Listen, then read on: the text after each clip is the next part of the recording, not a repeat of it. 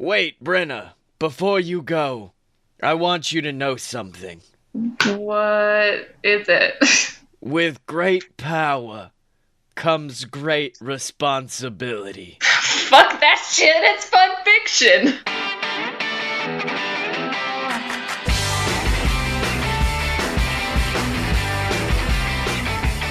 Welcome to Fun Fiction, ladies and gentlemen, the weekly show where we talk about movies, media, and how the internet ruins it. I am your host, Scottye Moore. And I'm your other host, Brenna Clark. What's up, guys? How you doing? Oh, Brenna, I'm so okay. Who was your first? Whoa, Scotty. Who was your first superhero? Is what I mean. First superhero, like, ever? Like, no, I guess not ever, because, like, I remember as a kid having, like, Superman and Batman shit, but, like, none of it struck me. I guess your first superhero you were actually obsessed with, because mine is the subject of this week's show, and it's the Spiderman. Well, mine was probably Batman, so... And that's the show for this week. Make sure to tune in next week where we talk about Batman. No, yeah, I remember what came out first? I think the Spider-Man PS1 game came out first. Or was it the movie? Oh, I don't know. I was so obsessed with the movie that to this date, I remember the release date of the first Spider-Man film. It was May 3rd, 2002. Don't know why that's burned into my skull, but I know it permanently now. That's kind of amazing. Yeah, because like Spider-Man was I don't even know why, cuz it's not like he's any cooler than Iron Man or any other superhero. Well... It's a dude and he's got spider powers. The end. But for some reason, as a kid, and I guess it's because like Stan Lee talked about it, he's like, I wanted a superhero where his secret identity is more interesting than who he is as a superhero. I wanted a kid with problems, girl problems, and I guess that's why he's so enthralling to watch as an adult. Is it? I mean, what's yours? Because I mean, if you're talking about Spider-Man games, it's obviously web slinging around New York. Duh. But if you're looking at the movies, it's definitely him as a boy, the Peter Parker. Yeah, well, I don't know. I think I, that's hard. I mean, Peter Parker definitely is like a great character, but I also think that Spider-Man is a really rockin' superhero, and I think he's definitely better than Iron Man, just saying. How dare you do this to me? I can't help it because Iron Man's a tool. Once I grew up, I did become the biggest Iron Man fan of all time. I love the Iron Man, but as a kid, I was always firm. And I think there's another thing that I'm really into now, which is like split pictures, where like one half of the picture is one face, the other half is another face. I used to get obsessed with drawing pictures where one half was Spidey and one half was Venom. Nice. I think that's what drew me to Spider-Man so much in the beginning, was because Venom is dope as shit. He is dope as shit. Was he your favorite villain of the Spider-Man mythos? I would say yes, even though, look, this is going to sound terrible, but like I get most of my Spider-Man stuff from the movies, so I know some of the comic stuff, but I just watching Garen play the new Spider-Man game, I just now found Scorpion, and I'm obsessed with him right now. Scorpion is in one of the Spider-Man games. I was obsessed with Scorpion because he was like the first villain you had to fight. So he was the only one I ever really got to before I got bored and stopped playing the video game. As one does. So yeah, Scorpion was a big one for me. Venom is my always number one favorite Spider-Man villain of all time. I'm trying to think of other ones that I really like that don't have prominent roles. Like Mysterio is one I really want to see in the films eventually. Yeah, well, Jake Gyllenhaal is playing him in, I guess, the Far From Home, possibly. Yeah, I am really hyped about that. Also, can we, I guess since we are going to talk about Homecoming mostly, we'll probably go into the other stuff as well, but like Homecoming for me was the perfect Spider-Man film because they realized the one flaw that every other Spider-Man film tried to do, which is, hey, we know how he becomes Spider-Man. Yeah. We know about the radioactive spider. We know about Uncle Ben. We've read it. We've heard about it numerous times. Don't tell me that shit. Just give me Spider-Man already in media res, and then let's get into it. But it does make me kind of sad because I would actually love to see Tom Holland do that stuff because he is Spider-Man, and I think he got cheated out of the origin story. Like, I get it. We've seen it like two or three times in the movies now, and yeah, sure, calm down, but he's such a good actor. I just want to see it. When you have to watch the ugliest cry in cinema history, Tobey Maguire face it once, that's when I'm like, I've had enough. I'm good. I don't need anything else. Oh my god. It's amazing to me how many tries it took for them to get it right.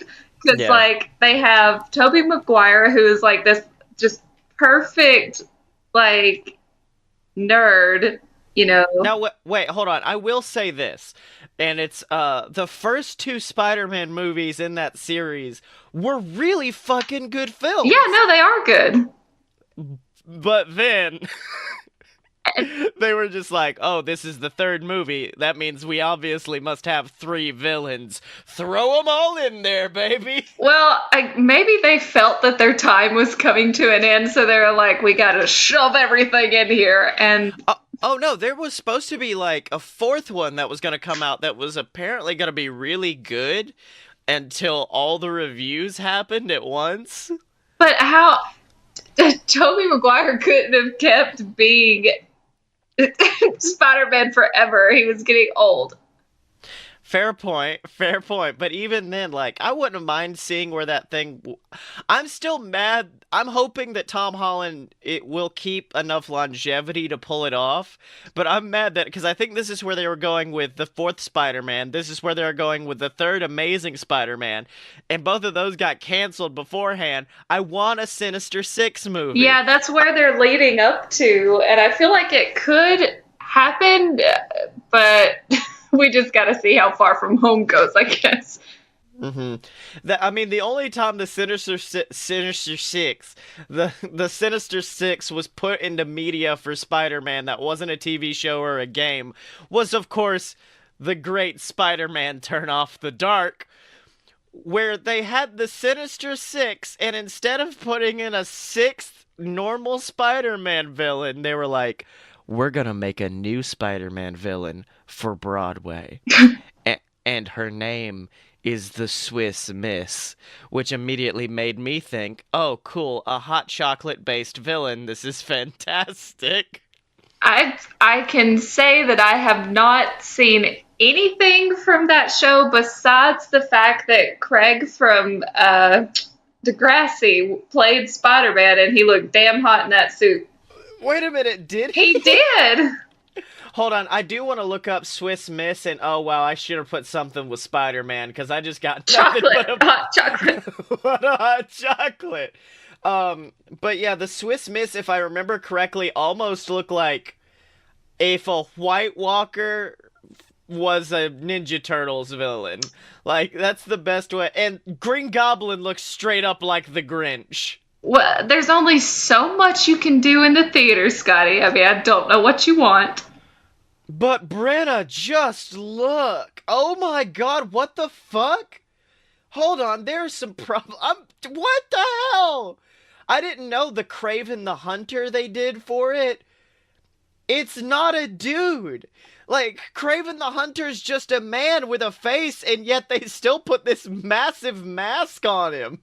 I wish I could see what you're looking at right now. I want to know how they handled Carnage, because apparently they put Carnage in here, too. Jesus Christ, Broadway, what did you do to Spider-Man? Tried to kill everyone. That's what they did to Spider-Man. Yeah. They did that to the Spider-Man. But yeah, also Carnage. Now that we talk about them. Fuck, Carnage is like the darkest character in the entire Marvel universe. Is he?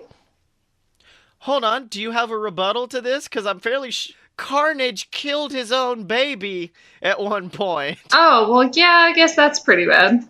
Yeah, like, that's my favorite thing about chasing, like, deep alternate universe lore of Spider-Man.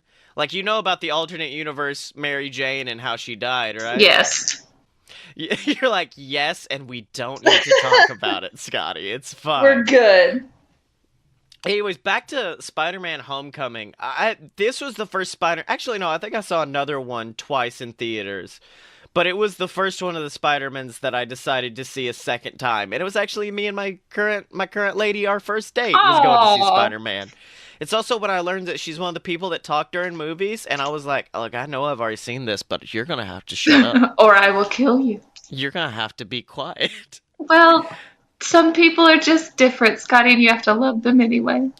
Yeah, but if you talk during that movie, you don't get the best twist, which is when it's revealed that fucking Spider-Man's girlfriend's dad is actually Vulture. I gasped out loud. That was literally the best reveal ever. Just swing open the door and there's Michael Keaton. What's up?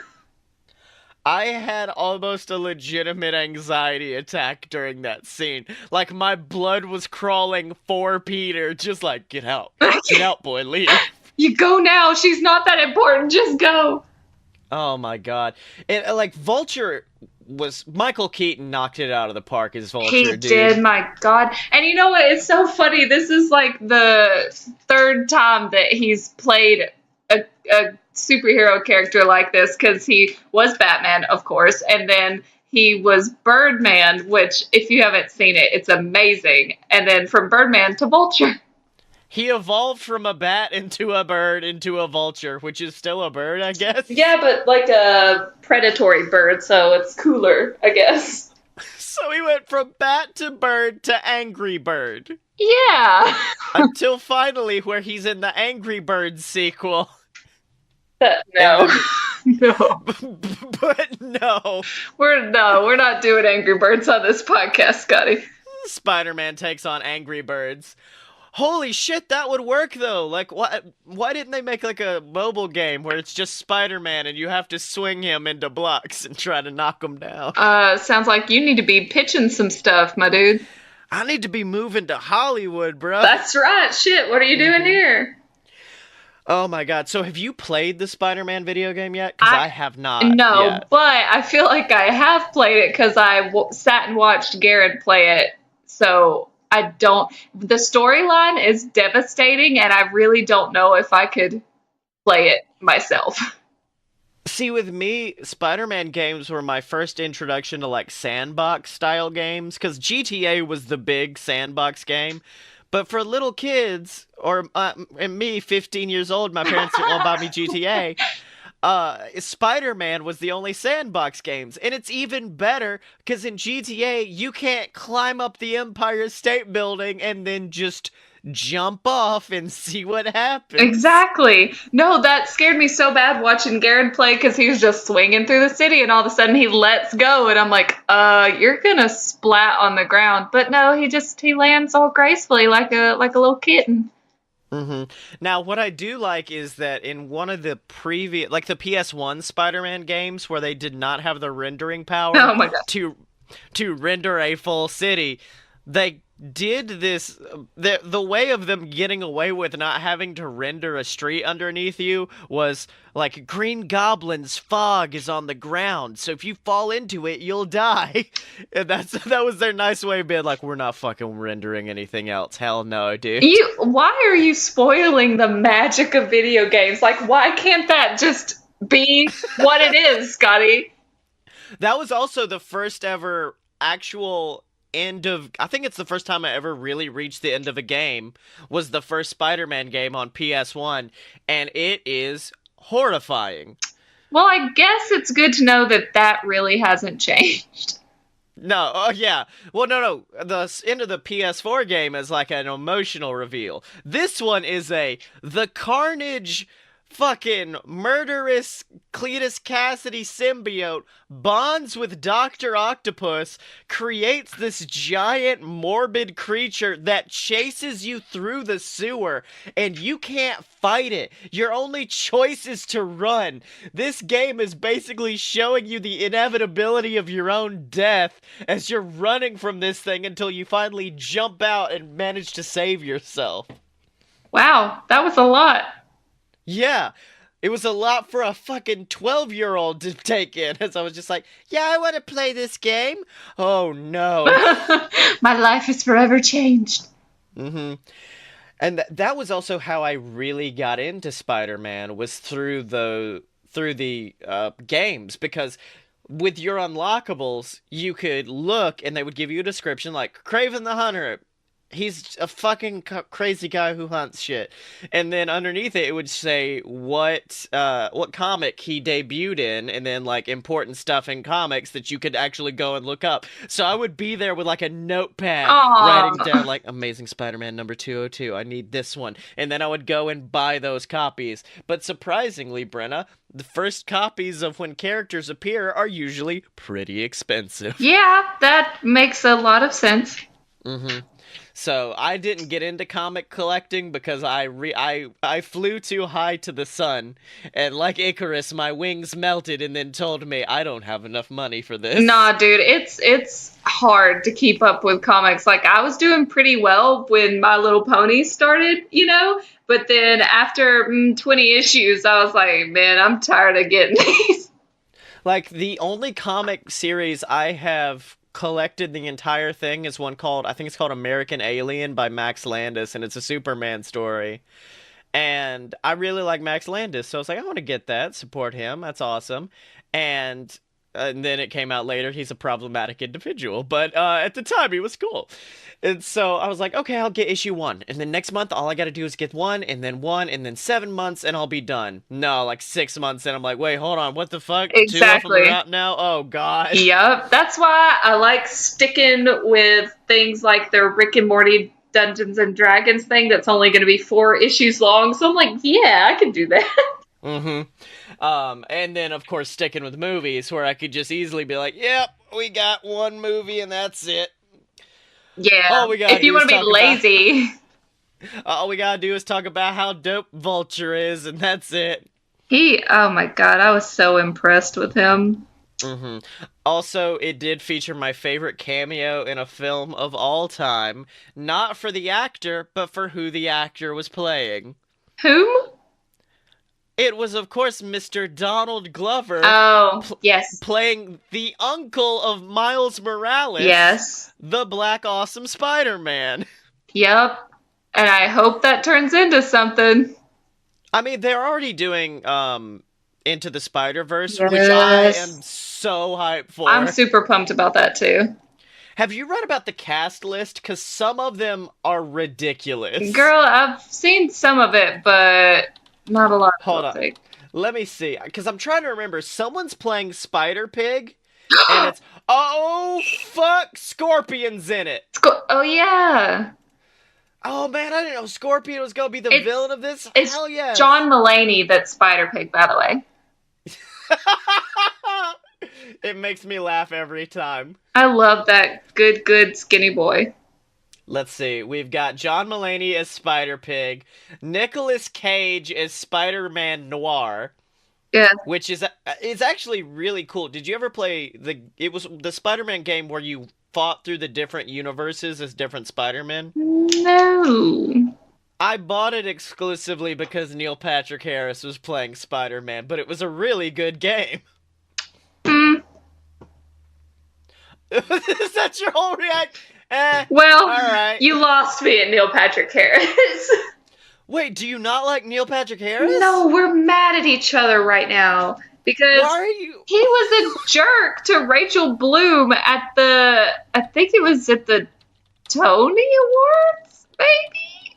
I don't know, but he was a butthole, so I'm not speaking to him right now. Hold on. What if I told you that he apologized through CNN? I don't give a shit. Apologies mean nothing to me. Yep, sorry, actions speak louder than words, my dude.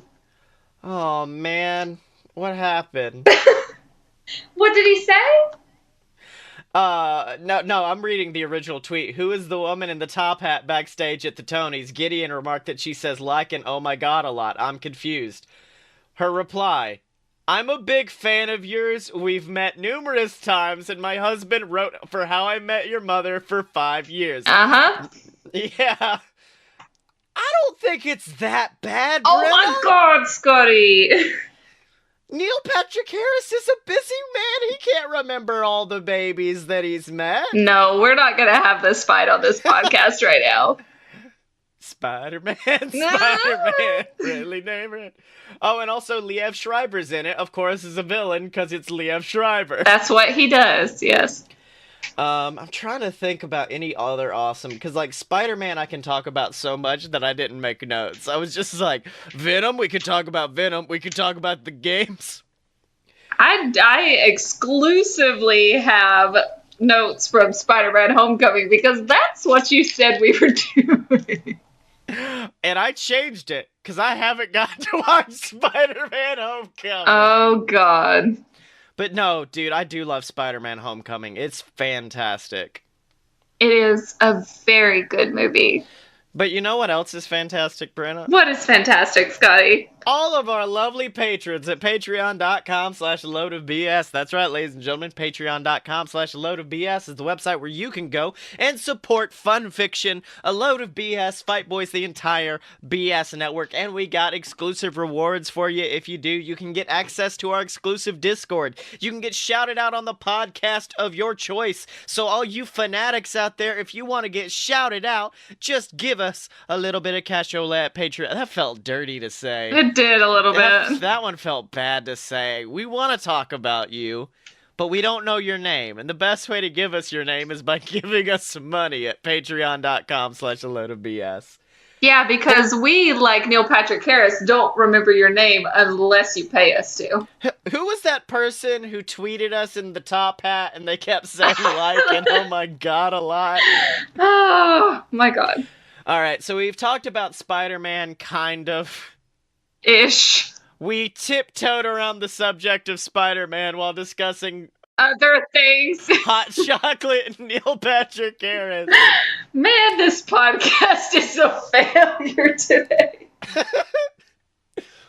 I like each week we find a new way to fail. Like, oh, we're going to do a happy-go-lucky show on Pokemon. How could that fail? Everyone dies. Then this week we're like, okay, we're going to talk about how much we love Spider-Man. Fuck Neil Patrick Harris.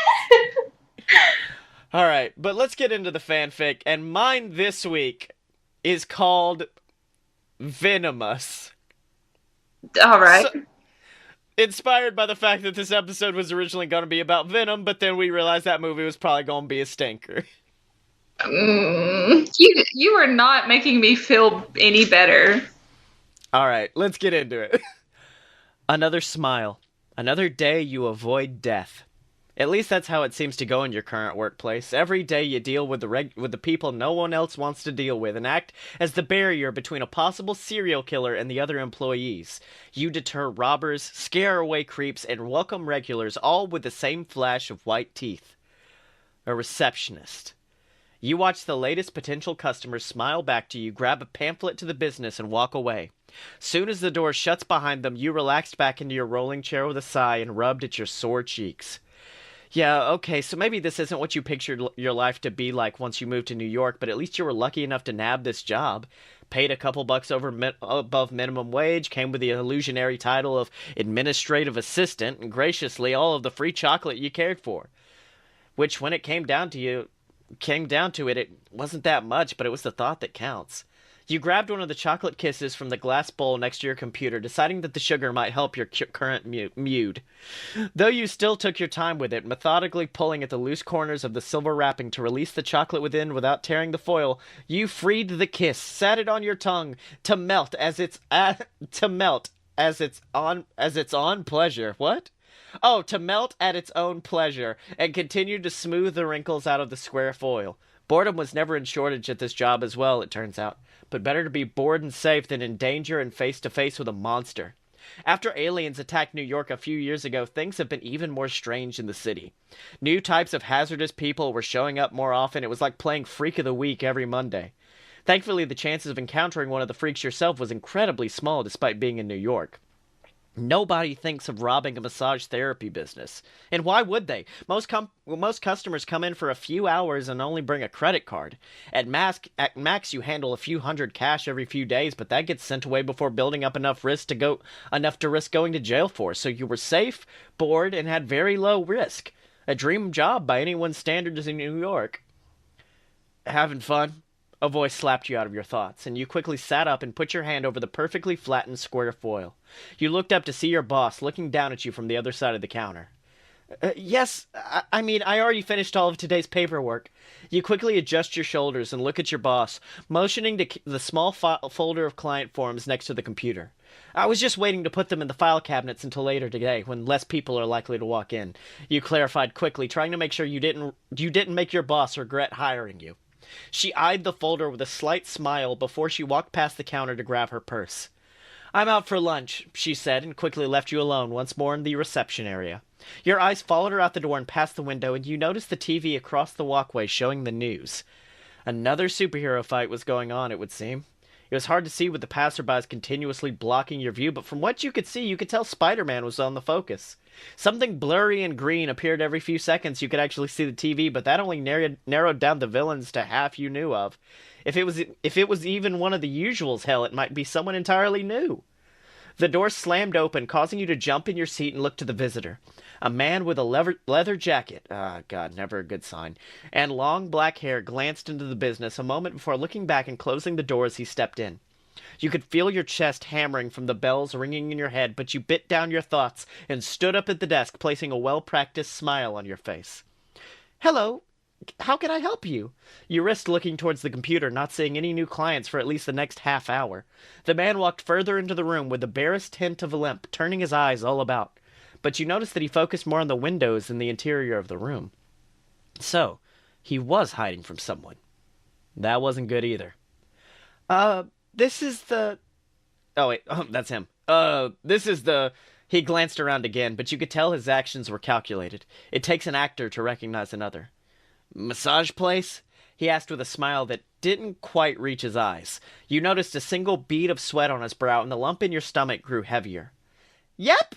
You kept your voice high and cheery, stalling for time. If he's hiding from someone, it means someone more dangerous could be coming. It would be better just to wait it out and not draw attention to here. I don't see anyone on our schedule for a while, so I assume you were looking to book an appointment? He thought a moment before adjusting his jacket and speaking up. Not quite. I was looking for possibly a gift certificate. It's for someone else. The thoughtful pause between his words made his act even more obvious to you. How much can 30 get me? Your smile faltered for a second. He must have never even been in one of these places before if he thought $30 would be enough for anything.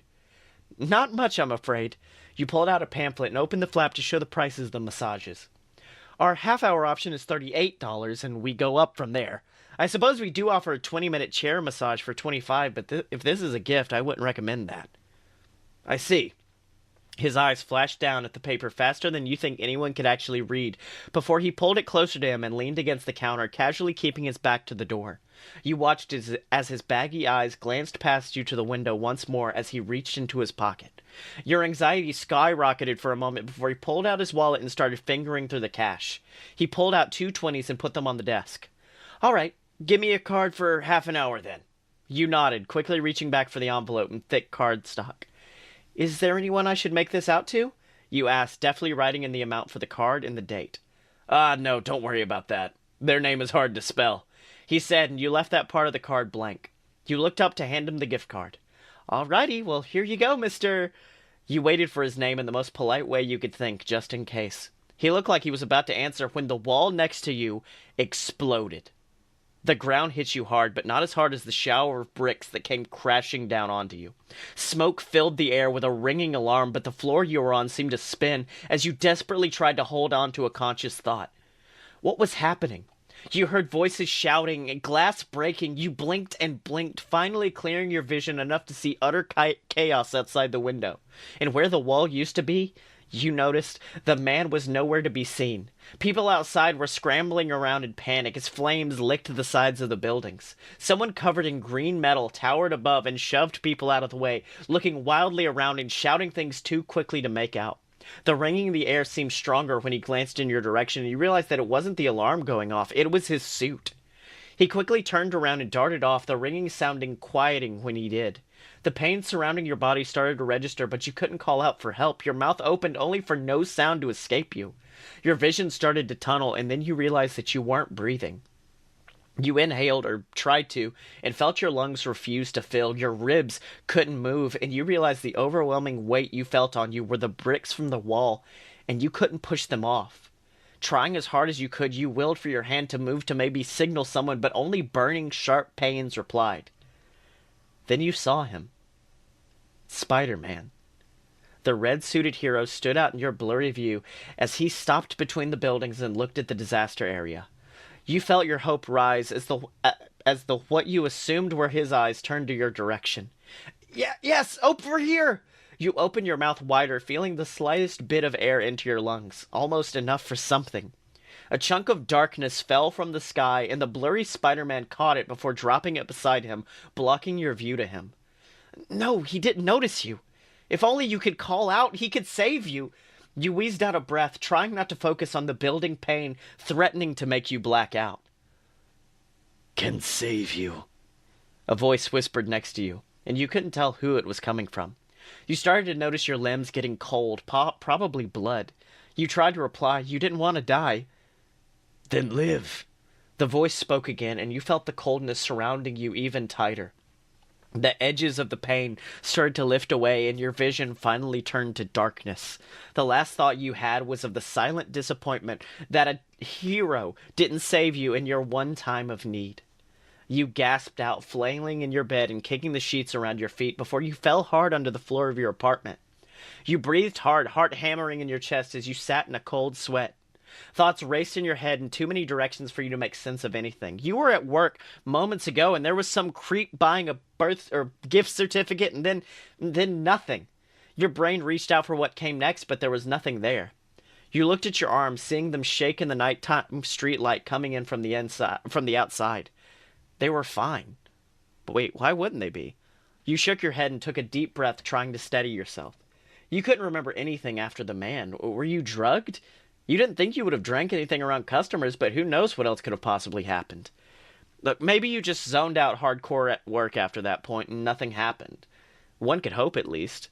Resting your head in your hands after a moment, you let yourself cool off in the cold night air.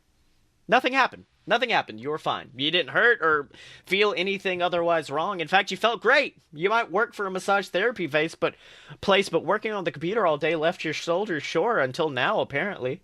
Wait, were you sleeping that good? Why were you awake anyways? You weren't having a nightmare. Not that you remember your dreams much anymore. You hated waking up in the middle of the night. There was never anything else to do than scroll social media, and that only kept you awake longer. But it seemed like it was your only current option to get rid of your jitteriness. You reached out to your nightstand only to feel your phone wasn't in its usual spot. You blinked, confused, and reached again. Nothing in the surrounding area. You finally turned on the lamp beside your bed and saw that the stand was empty, no sight of your phone. Could you have forgotten it at work? Very unlikely. You stood up to look at your jacket, only to now notice you were still in your work clothes. How embarrassing. Okay, pajamas, then TV, you whispered to yourself, starting a simple to-do list to survive the night. Walking to the dresser, you found yourself thinking about your freshly cleaned favorite pajamas, but once you placed your hands on the drawer, you felt the clothing on you tighten. You gasped and stepped back, looking down in time to watch as the work outfit seemed to liquefy and pull itself in different directions, solidifying into pajamas. You froze, not exactly sure what the proper reaction to this was supposed to be. A lump in your throat appeared, and you gently tried to swallow it down. Huh? Your voice was higher than you expected. You looked around in the dark room, double-checking just to make sure no one else was there. Nope, no prank crew, no cameras. Were you a mutant all of a sudden? The rest of your family was mutant-free, but who knows if you got a gene? The gene that gave you the lackluster power to change outfits. Disappointing if that was really your superpower. I mean, wait, didn't mutants get powers when they were younger, though? Questions filtered through your head, and it was becoming too much. Become. The voice spoke, and you did the exact opposite of what it ordered. You yelped and fell to the ground, quickly crawling over to your nightstand and grabbing the bat you had propped against it. You looked around wildly for the source of the voice. We are safe now. No harm. You could hear how heavy you were breathing in the empty room and could feel the sweat trickle down your neck. We? You asked out loud, not sure if you were going crazy. You knew you were a stressed person, but this was a bit much. Yes, we are safe. We saved ourselves, where Spider-Man has failed. Confusion made you lower the bat, thinking about those words. All in a rush, the events came back to you, the explosion, the weight of bricks, the green-armored man, and Spider-Man not noticing you. You fell back onto your rear at the memories, eyes wide, as you brought a hand to your mouth. Deep anger started to build up in the back of your mind, but you knew it wasn't yours. Who are you? You felt moisture at your eyes and felt like you were crying. You touched your cheek and pulled back your hand, seeing sticky black ink drip on an arch. Before your panic could rise, blackness filled your vision. And then you were falling. But you weren't yourself. You were it, whatever it was. The land around you wasn't Earth. It was too orange, too broken. Dangerous animals were fighting below you, and you realized you weren't falling, you were flying. And then you were violently hit as space rushed past you.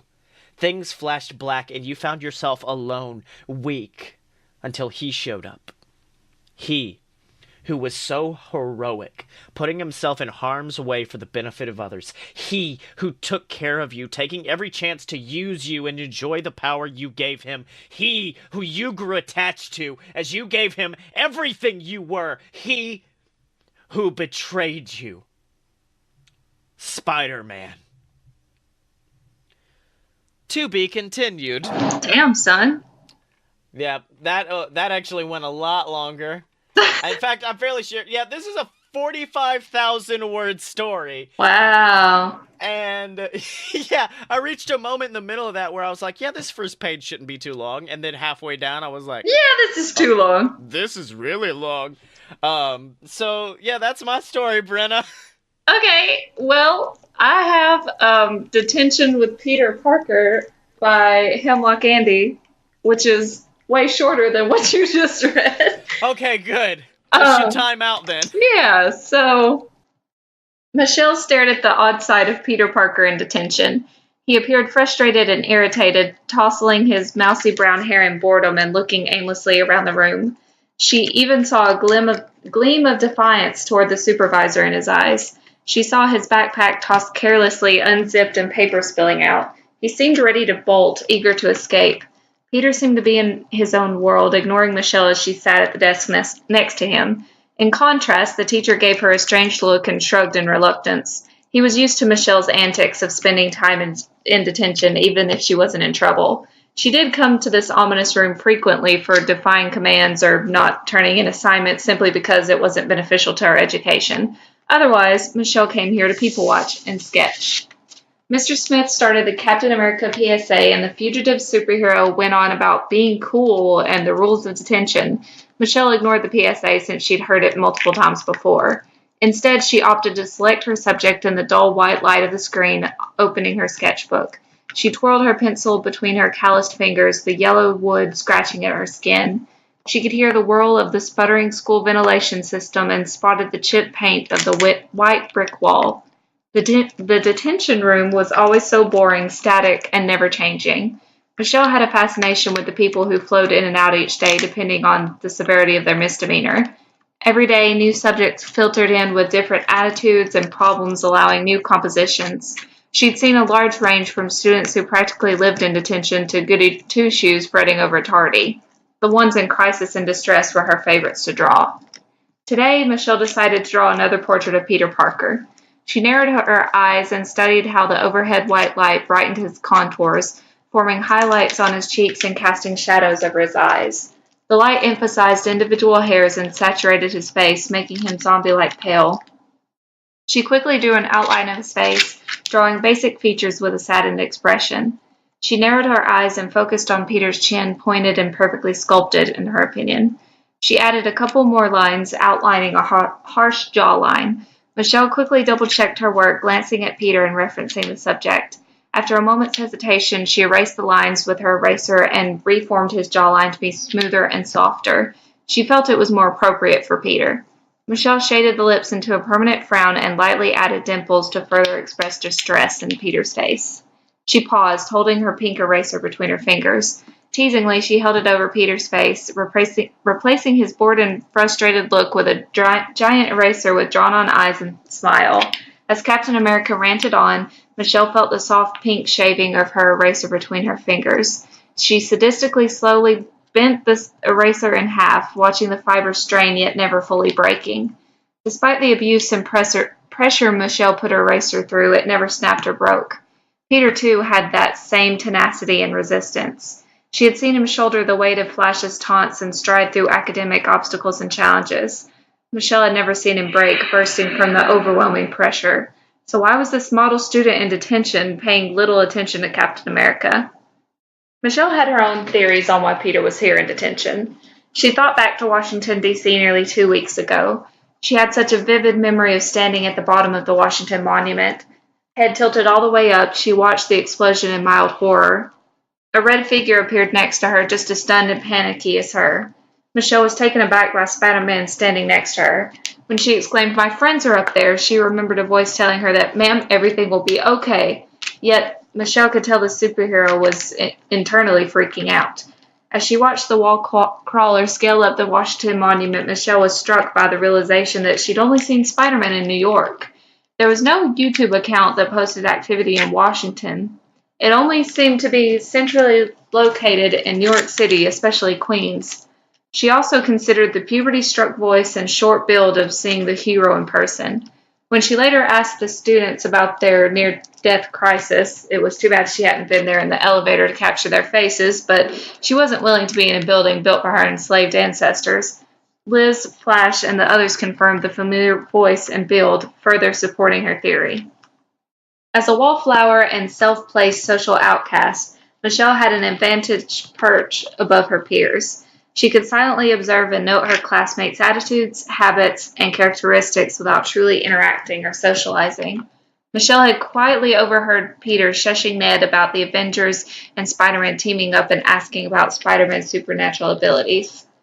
Michelle paused during her internal rambling. During the video, Peter shifted slightly, allowing her to study his eyebrows. Michelle tweaked them in her image, making them more pointed and downward. She added little hairs haphazardly. Michelle knew she had to respect Peter's secret.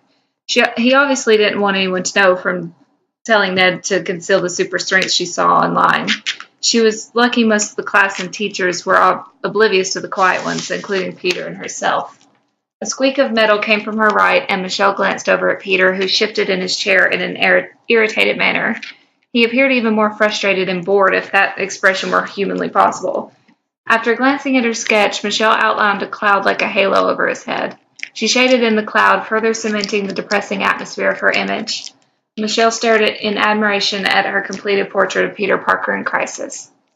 Noting that she was doodling fate lines on the eyes of Peter's portrait, she erased them vigorously. Michelle sensed eyes on her and turned to see Peter's annoyed face. She passed him a mocking, pouty face, unveiling her latest portrait to him. A sad, distressed figure faced Peter, causing him to let out a sigh. He quickly grabbed his backpack, violently pushing back his seat, and walked out of the room. She admired his courage to leave, especially since he struck her as a rule follower.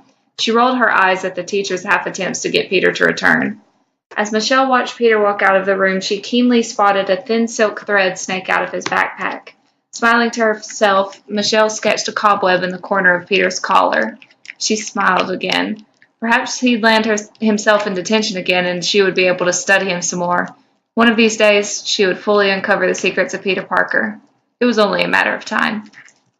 The end. Oh, that's awesome. I liked it. I liked it. Okay, I thought in the beginning when she was drawing, I thought she was like drawing Tobey Maguire, then erasing it, then drawing Andrew Garfield. That may have been what she was doing, I don't know. She was like, that's not right. Hold on, let me put in this. That face is a little too old. Nope, that one's too handsome. Let's get Tom Holland in here. Yeah. Oh my God. So I enjoyed that reading of a story that you just did, Brenna, but I just wish there was someone who could read like long stories to me. Do people do that? I think they do, Brenna, and they do it on a website called audible.com. That's right, ladies and gentlemen. And if you want access to audible.com's library of hundreds of thousands of audiobooks, you can get it for free for a 30-day trial at audibletrial.com/BS Network. That's right, you can get access to any audiobooks you want. You can get mine, Queasel Corp Risen, BS versus the Gods just got submitted, so that should be there soon. Whoop Or of whoop. course, what you listening to, Brenna? Well, in honor of Halloween the 1st, starting today. Well, not when you're listening to this, friends. But I'm listening to The Hunger by Almakatsu. Oh, my cat's so sick. Oh no, take her to the vet. Take her to the cat. My cat's so sick. Oh, she's probably a good writer, but no. Okay, so yeah, if you want access to any of that, you can get it at audibletrial.com/BS Network. It supports us. You get free stuff. It's a win-win situation. But now, Brenna, it's time to get into mine, and since we are going long, I'm just gonna jump right into it. Let's do it.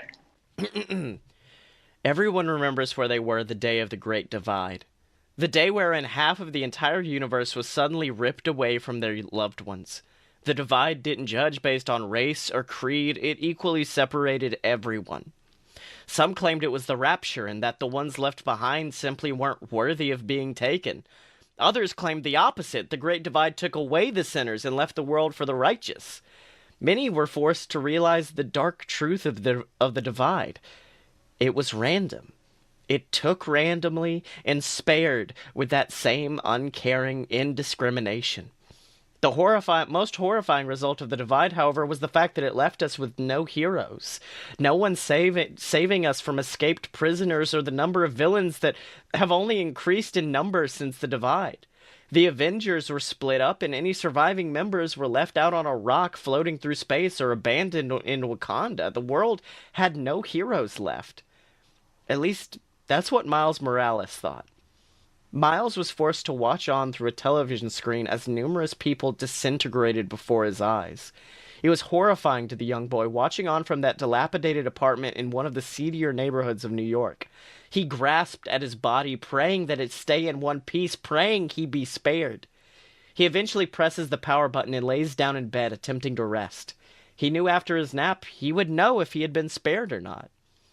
Miles! Miles, are you okay? A voice screams as it rushes into the apartment. It was Aaron Davis, Miles' uncle and his caretaker for the past few years.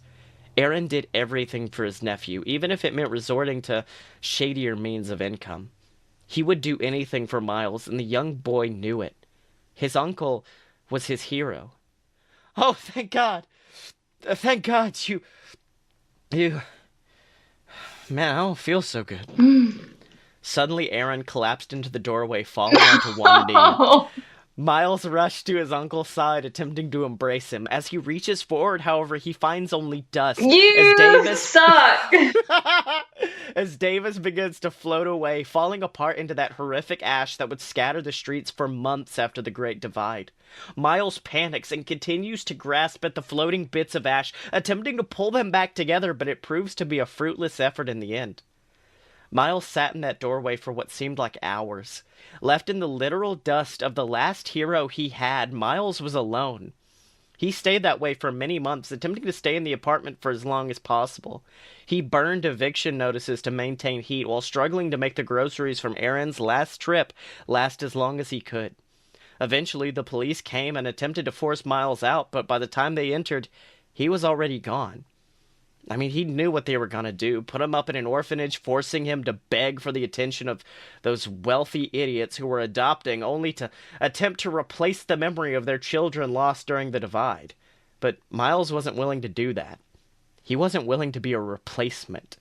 He spent the next few months on the streets begging for food or change or anything to keep him going. Unfortunately, as the months passed, Miles began to see how the divide affected the world. He began to see how a lack of heroes allowed villainy to thrive. He saw women get assaulted in the alleyways. He saw men get mugged for their money. He saw blood shed for the lowest of prices. He cursed himself for only being able to watch, but what else could he do? He was just a 16-year-old kid. One night, he stood around a burning barrel with a group of other kids who were forced from their homes after their parents were taken during the divide. They kept throwing various bits of paper into the barrel, hoping to keep that fire burning one more hour. One collection of paper caught Miles's eye, however. "Hold up! Let me see that!" Miles reached out and snatched away the paper, causing the kids to groan as he quickly whisked away into a corner. It was dark, and the only illumination was provided by the nearby fire, but Miles managed to notice 3 words written in a bold font across the cover. Friendly Neighborhood Spider-Man. In the pages of the comic in his hands, Miles learned about the history of Peter Parker.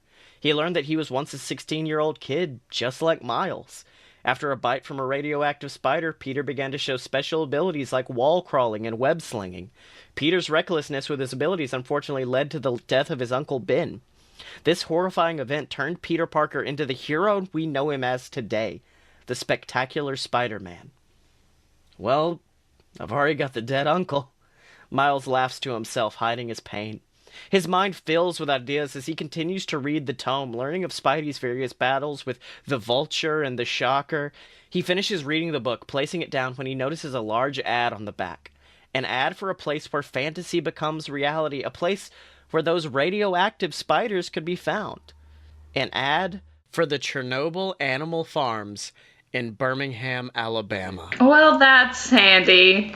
His eyebrows raise as his interest is piqued at this advertisement, prompting Miles to have a wide smile grow across his face.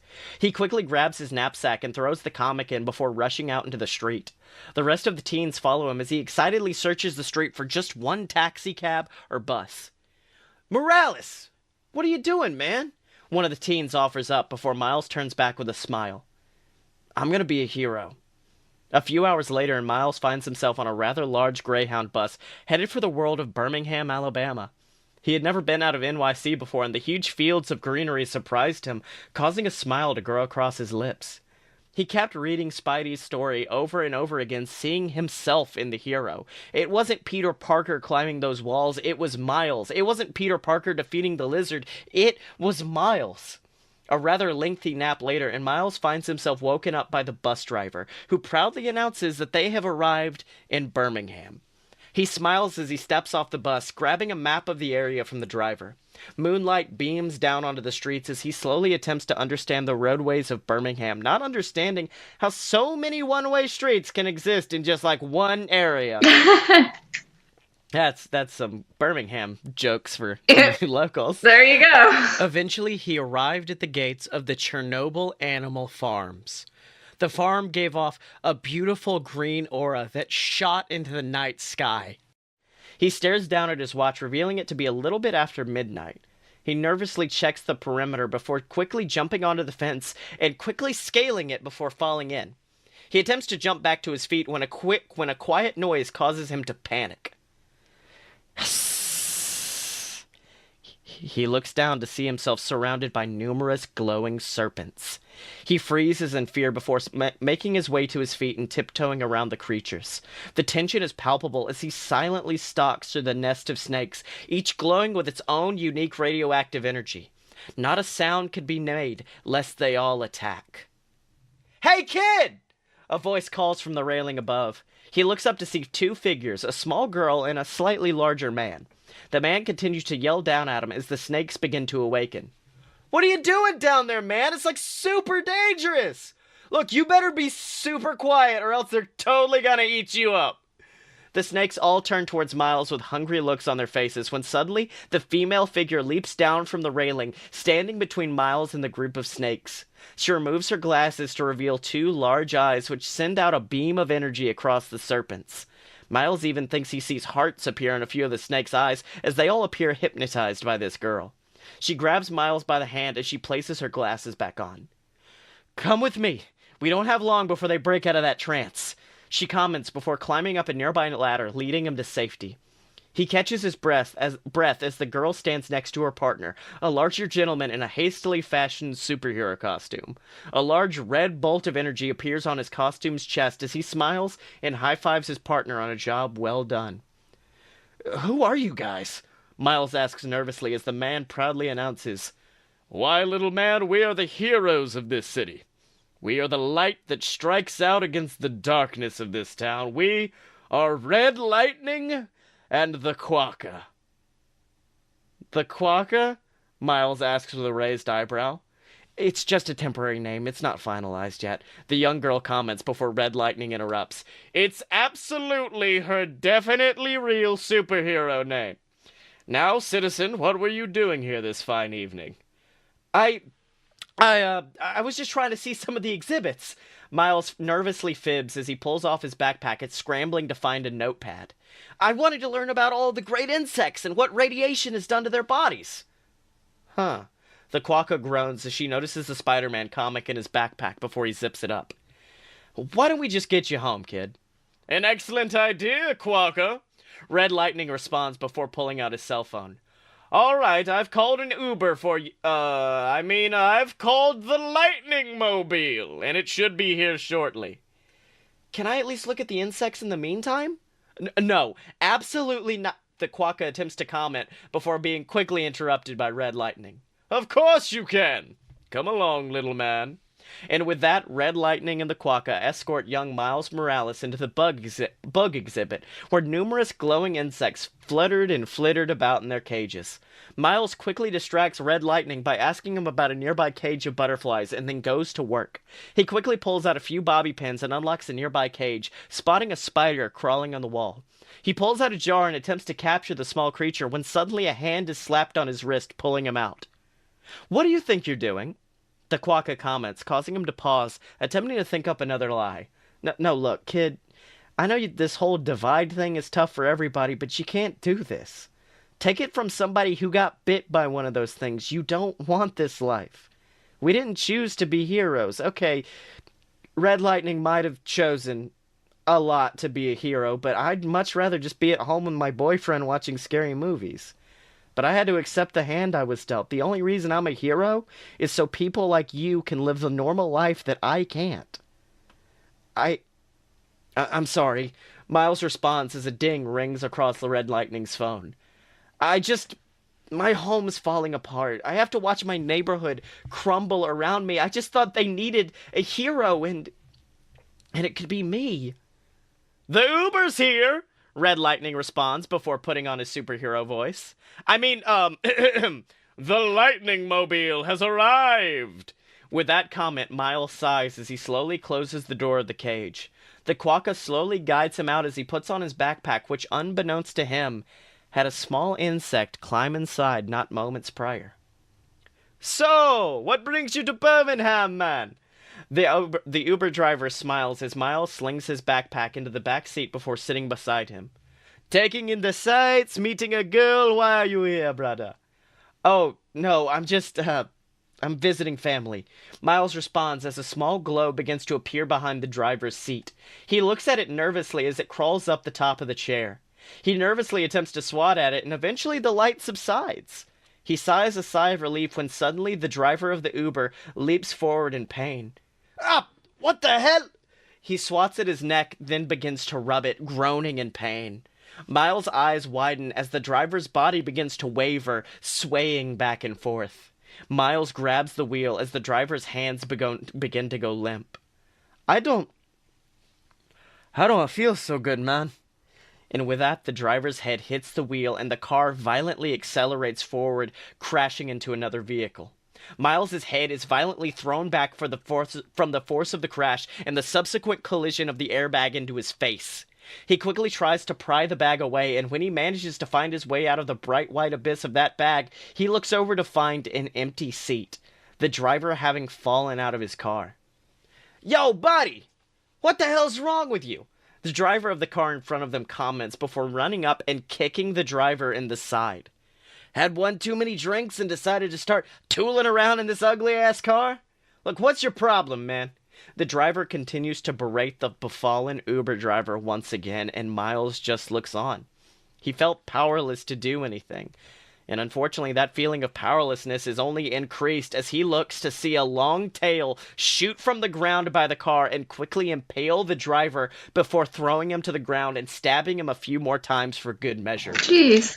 Miles's eyes widen as the Uber driver slowly stands, his fingers violently stitching together into claws as that massive tail towers behind him. It's then that Miles looks over into the seat to discover a small, dead scorpion. That's not good, Miles comments as the scorpion rips off the door of the car and begins to come after him next.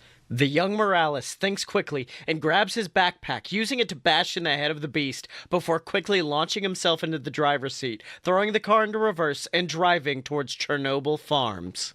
Oh god, I hope they're still there.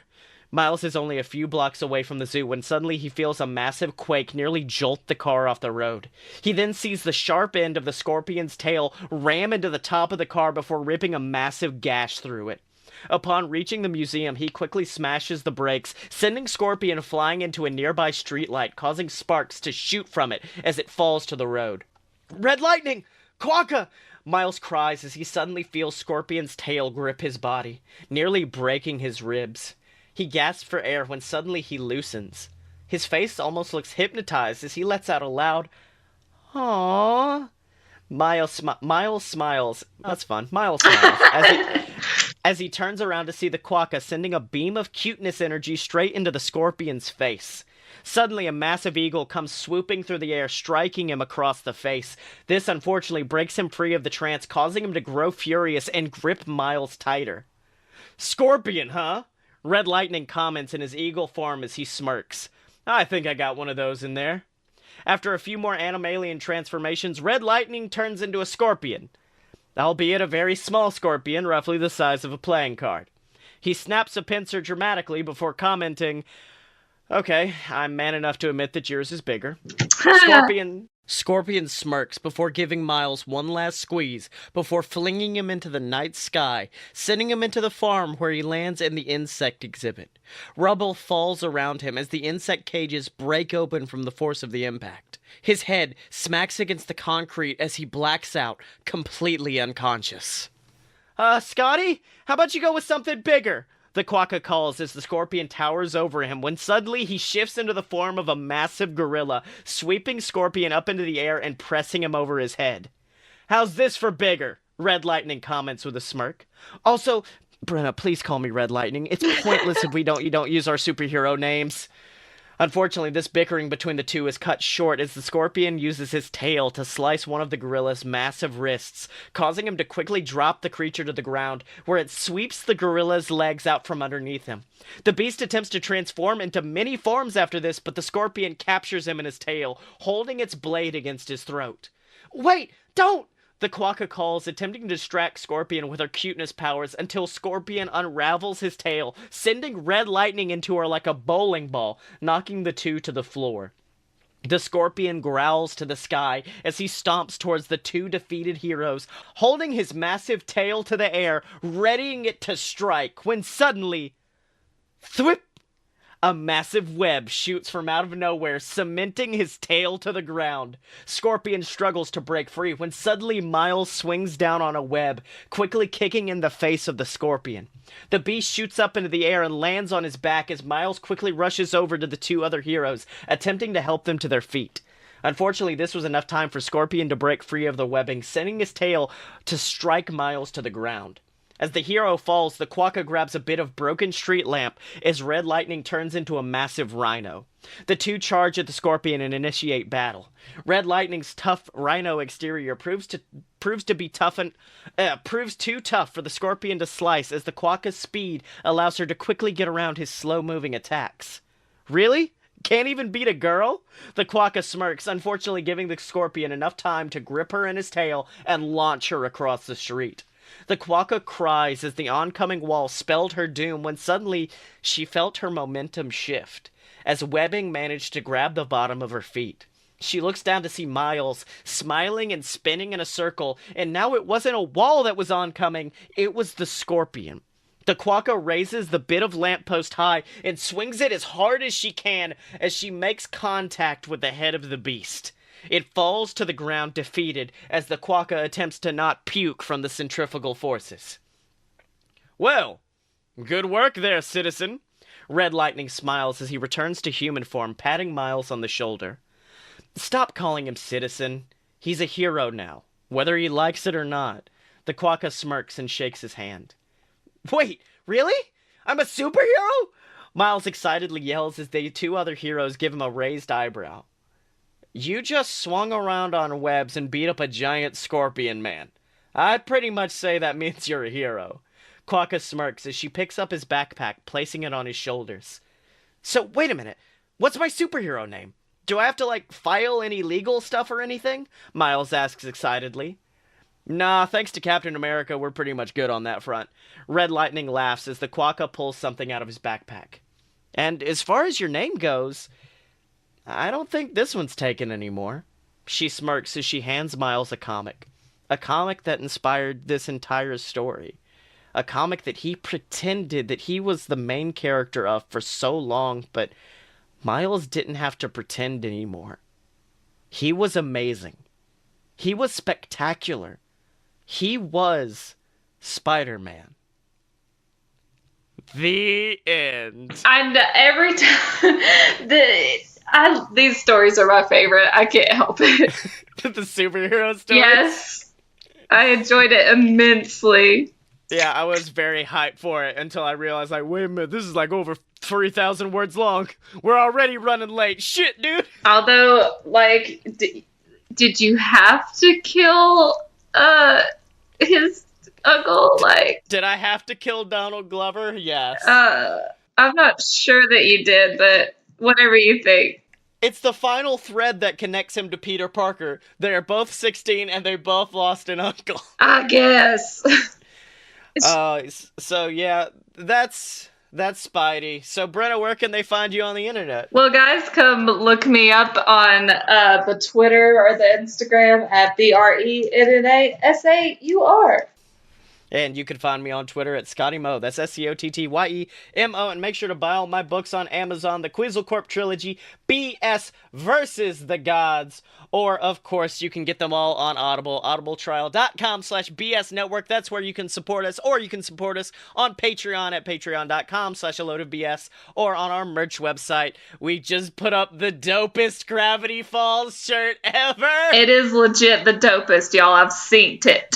It might be my next purchase from the website, but you can get that all at merch.aloadofpurebs.com, and you can check out the other shows at aloadofpurebs.com, so check that all out. Make sure to give us some feedback on iTunes, rate, subscribe, do all that lovely stuff, and make sure to send in fan fiction for next week's episode. And Brenna? What is it?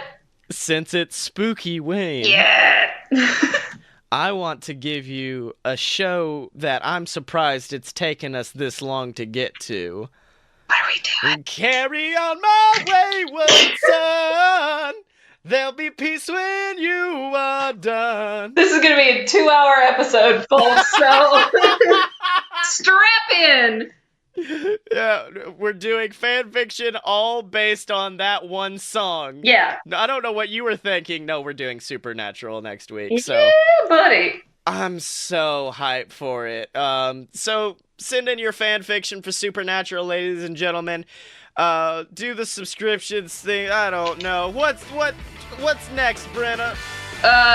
Stay away from Baby Edward. Yeah! Oh, wait, Brenna. What? It's an Marvel episode, so I guess this means it's the after credits scene. Yeah, buddy, hit me with it. Miles had now joined the unmasked Scottye Moore and Brenna Clark in their ritual of eating pizza after every battle. The heroes were laughing as the chef brings them out a third pepperoni pizza of the evening. So, wait, why is your name Red Lightning? Shouldn't it have to do something with, animals or something? You know, something simple, like Beast Boy. Okay, just ignore the name for now, alright, Spidey? Scottye responds as he steals a bottle of Parmesan cheese from another table. So, What's next for the friendly neighborhood spider boy? Heading back to school? Maybe after I get done cleaning up my neighborhood. I want to fix that place, man. Miles gets a big grin on his face as he thinks of the future.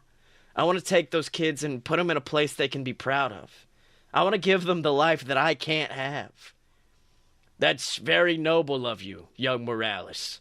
A voice calls from the shadows before emerging in a cloaked black trench coat. Jesus Christ, Stan, do you always have to enter all ominous like that? Scottye comments as the man sits down, grabbing a slice of pizza for himself. What's this guy doing here? Miles asks nervously as Brenna puts a hand on his shoulder. He wants to make you an offer, and we want you to consider it. You see, Miles, what you want out of life, that's exactly what we want to. We want to help the world forget the pain of the divide. We want to restore the peace that the Avengers once brought to this world. But since it's appeared they've been taken from us, it's up to us. It's up to you to bring that peace back to the world. Because when the Avengers can't come, there's only one option left.